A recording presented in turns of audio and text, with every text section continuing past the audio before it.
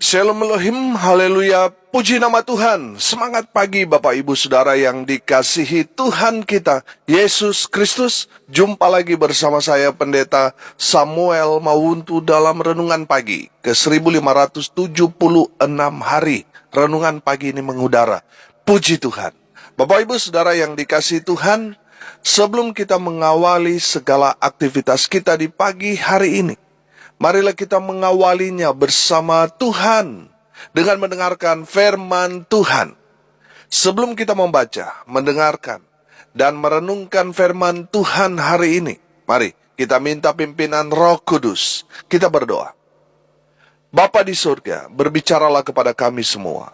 Pakai firman Tuhan ini untuk menegur kami, menasihati kami, menguatkan kami, meneguhkan iman percaya kami, dan menuntun kami, supaya kami terus berjalan di jalan Tuhan yang benar.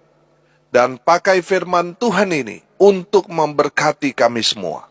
Di dalam nama Tuhan Yesus yang adalah firman Allah yang hidup, kami berdoa. Amin. Haleluya. Mari buka Alkitab kita dalam kitab Injil Yohanes pasal 4 ayat 46 sampai ayat 54. Demikian firman Tuhan. Maka Yesus kembali lagi ke Kana di Galilea, di mana ia membuat air menjadi anggur. Dan di Kapernaum ada seorang pegawai istana, anaknya sedang sakit. Ketika ia mendengar bahwa Yesus telah datang dari Yudea ke Galilea, pergilah ia kepadanya, lalu meminta supaya ia datang dan menyembuhkan anaknya, sebab anaknya itu hampir mati. Maka kata Yesus kepadanya, jika kamu tidak melihat tanda dan mujizat, kamu tidak percaya. Pegawai istana itu berkata kepadanya, Tuhan, datanglah sebelum anakku mati. Kata Yesus kepadanya, pergilah, anakmu hidup. Orang itu percaya akan perkataan yang dikatakan Yesus kepadanya, lalu pergi. Ketika ia masih di tengah jalan, hamba-hambanya telah datang kepadanya dengan kabar bahwa anaknya hidup. Ia bertanya kepada mereka, pukul berapa anak itu mulai sembuh? Jawab mereka, kemarin siang pukul 1 demamnya hilang. Maka teringatlah ayah itu. Pada saat itulah Yesus berkata kepadanya, anakmu hidup. Lalu ia pun percaya, ia dan seluruh keluarganya. Dan itulah tanda kedua yang dibuat Yesus ketika ia pulang dari Yudea ke Galilea. Amin. Haleluya.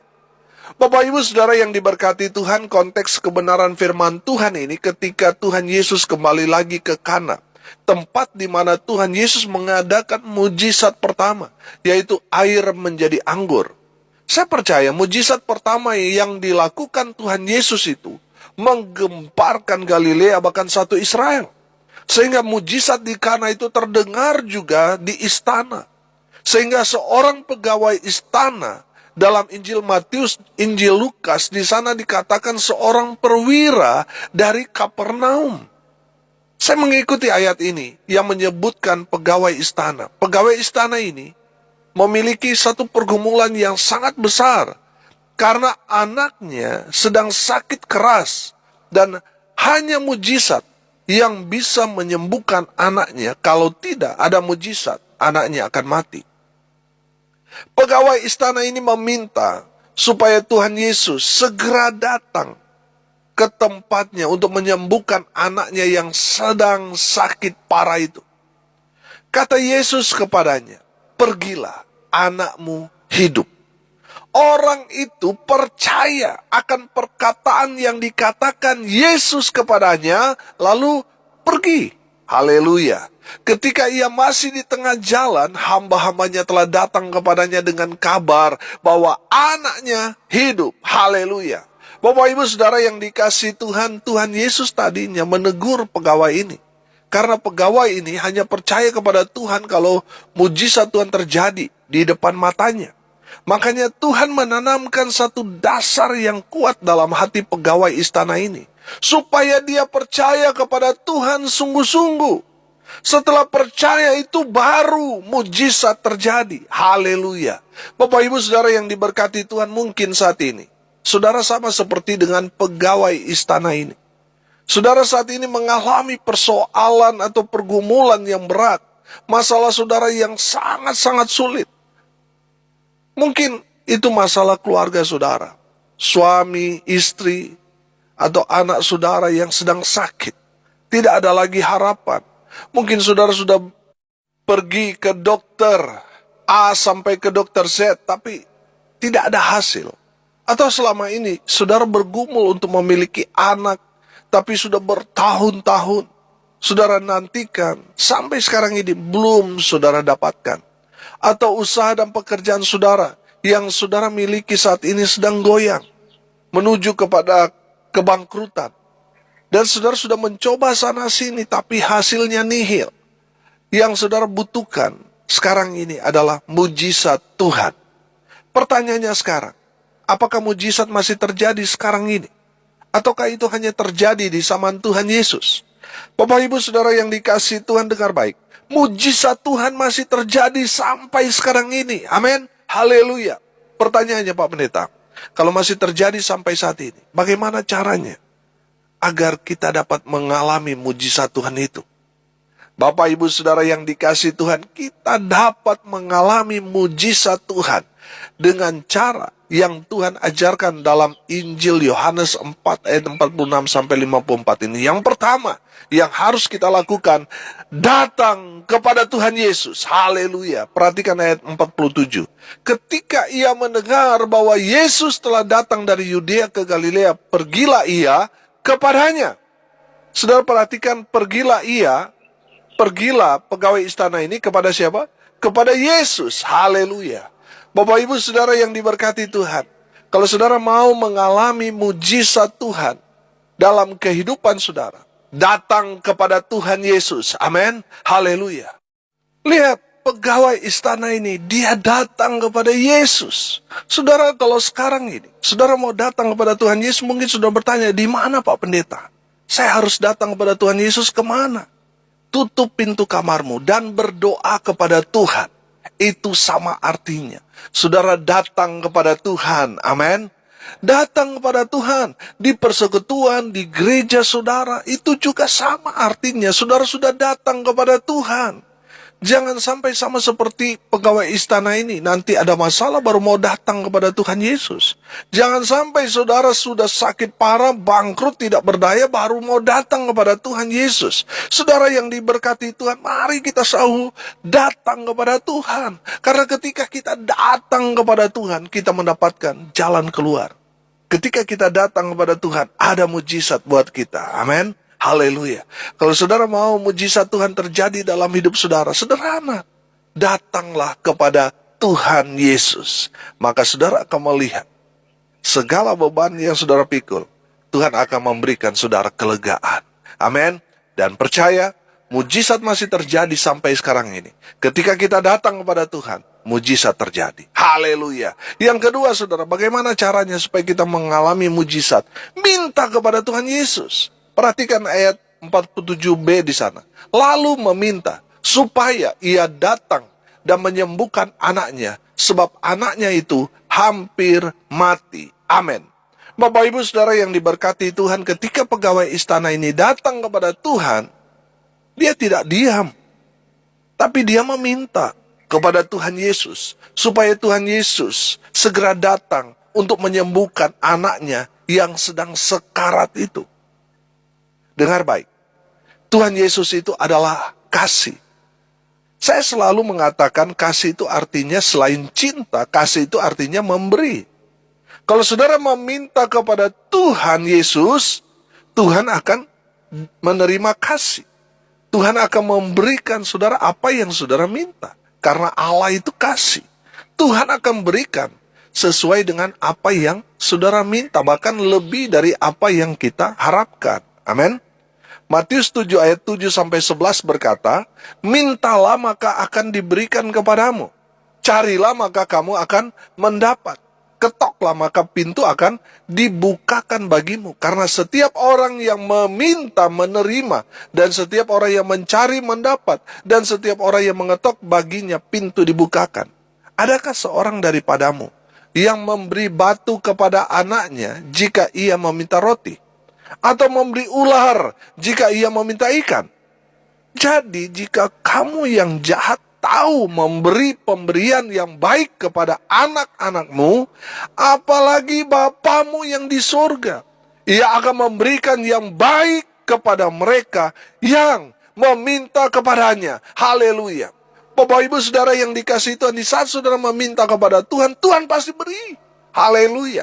Mintalah kepada Tuhan, maka mujizat Tuhan pasti terjadi dalam hidup saudara. Haleluya.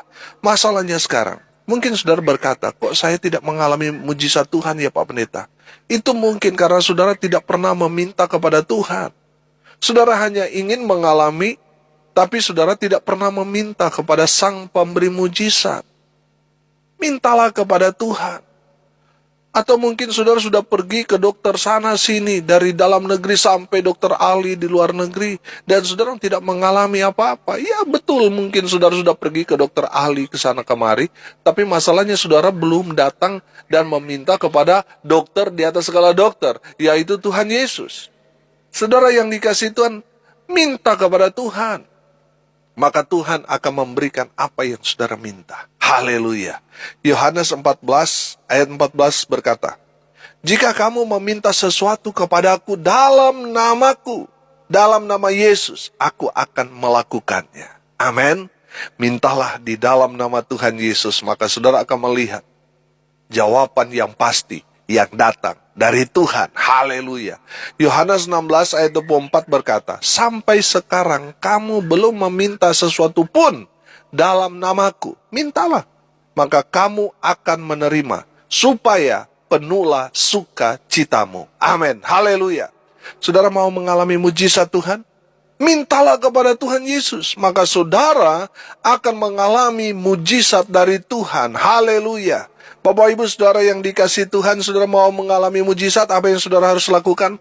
Yang pertama, datang kepada Tuhan. Yang kedua apa? Minta kepada Tuhan. Dan yang ketiga, percaya kepada perkataan Tuhan Yesus. Percaya pada firman Tuhan. Haleluya. Ayat 50. Kata Yesus kepadanya, pergilah, anakmu hidup. Perhatikan, orang itu percaya akan perkataan yang dikatakan Yesus kepadanya, lalu pergi. Haleluya. Bapak Ibu Saudara yang diberkati Tuhan, pegawai istana ini tadinya percaya nanti kalau dia sudah melihat mujizat. Tapi Tuhan Yesus mengajarkan dia supaya percaya dulu pada perkataannya, pada firman-Nya, yang adalah firman Allah itu sendiri. Kalau kita percaya pada firman, maka mujizat pasti terjadi. Anaknya sembuh. Haleluya. Bapak Ibu Saudara yang diberkati Tuhan, dengar baik. Mujizat Tuhan masih terjadi sampai sekarang ini. Amin. Peristiwa-peristiwa yang di luar akal yang terjadi di zaman Alkitab, itu masih terjadi sampai sekarang ini. Alami, hidupi firman Tuhan itu. Percaya pada firman Tuhan itu. Maka mujizat terjadi dalam hidup saudara. Misalnya, saudara yang belum punya anak sampai sekarang, imani dan aminkan firman itu.